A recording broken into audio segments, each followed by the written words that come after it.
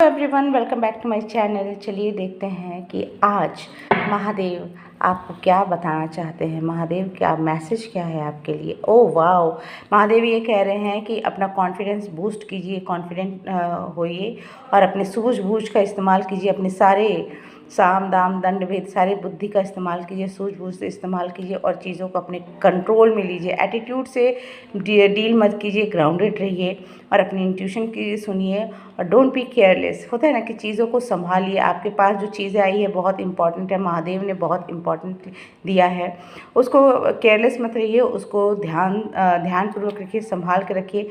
और आप जो भी अपनी सूझबूझ का इस्तेमाल करोगे, चीज़ें आप एफर्ट्स डालोगे अभी ना, तो आगे चल के आपका अच्छा समय आने वाला है। कर्म के मुताबिक आपको महादेव फल देंगे, चीज़ें आपको मिलने वाली है और आप सक्सेस की ऊंचाइयों पर बढ़ोगे, आगे बढ़ोगे। कोई भी क्रिटिसिज्म, कोई कुछ भी कह रहा है, उसको ओवरकम कीजिए, उसको ख़त्म कीजिए। एक कान से सुनिए, दूसरे कान से निकालिए और आगे बढ़िए।